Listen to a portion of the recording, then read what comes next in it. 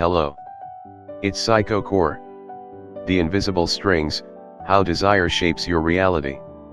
Have you ever sensed an unseen force steering your choices, as though each action, longing, and impulse originates from a hidden part of your mind beyond your control? A mysterious, ancient presence that operates without seeking permission or offering justification. It lingers even when you're unaware of it. Carl Jung referred to this as the unconscious. Yet, what's most unsettling isn't its existence, it's what lies concealed within it. There exists a raw, silent energy woven into the fabric of your personal history, like an unseen thread beneath your skin. You don't acknowledge it, you avoid confronting it, but it persists, shaping your thoughts, reactions, and fixations. This force is tied to sex not merely as a physical act or source of pleasure, but as a profound symbol, a psychic drive, and the quiet engine propelling much of what you do, whether you admit it or not. This primal energy doesn't require physical expression to manifest. It surfaces in your fantasies, insecurities, stifled creativity, and how you give and withhold love. It influences how you strive for recognition, relate to power, money, and art. When suppressed, it finds cracks to seep through, disguising itself as envy, pride, an obsessive need to stand out, or even self-sabotage. Yes, self-sabotage can stem from unconsciously punishing yourself for denying your true desires. Jung cautioned that what remains untransformed repeats itself, and repressed desire doesn't fade, it intensifies into compulsion. These patterns stretch across generations. Consider how many family disputes, personal tragedies, and fractured relationships arise from sexuality that's been distorted, buried, or left unspoken. Think about it: couples who destroy one another, children inheriting unspoken guilt masked by hollow smiles, marriages reduced to lifeless shells, all because no one dares address the root cause. The unconscious doesn't negotiate or reason, it simply expresses itself.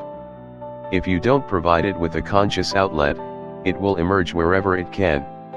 Sometimes as neurosis, other times as haunting dreams, occasionally as sudden bursts of passion, or as a shadow so deep you may not even recognize its presence, yet it shapes everything. That's why Jung emphasized integration so strongly. Simply controlling desire isn't enough, you must listen to it, understand its message. Within this energy lies an evolutionary key. When not corrupted, this primal force becomes an extraordinary wellspring of creativity. Here's something unexpected: great ideas, monumental works, and transformative personal breakthroughs often spring from the transmutation of desire. Jung likened this process to alchemy, the transformation of lead into gold, instinct into purpose, passion into consciousness. But this only occurs if you have the courage to peer inward, confront your shadow without flinching, and stop blaming the world for what you failed to integrate within yourself. At its core, what do you fear most about desire? Rejection? Judgment? Or perhaps you're terrified that embracing your true desires might unravel the life you've built. Maybe you've realized that many of your decisions are steeped in mediocrity, designed to avoid confronting your inner fire. Perhaps what frightens you most isn't losing control, it's discovering that you never truly had it, that what you called willpower was merely a chain reaction of impulses you never understood. And what happens when you finally begin to see clearly?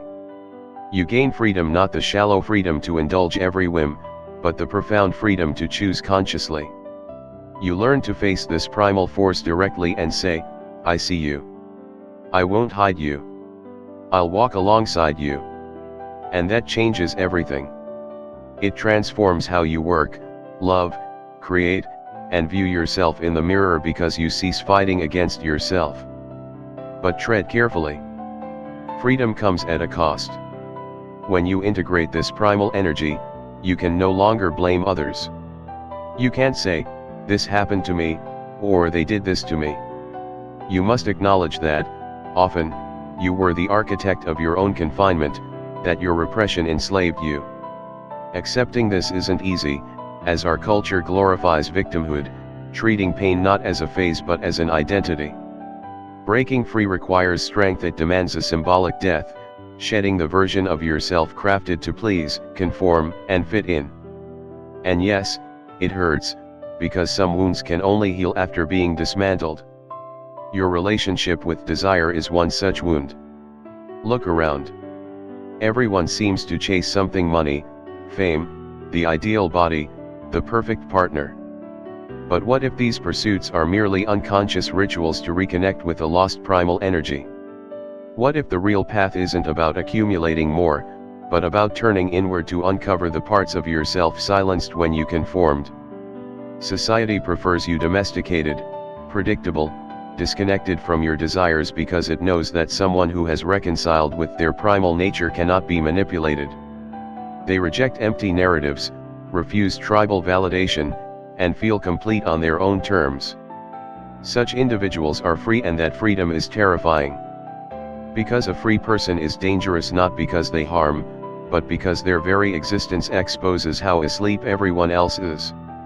And here we are, you and I, at the end or perhaps the beginning of this journey.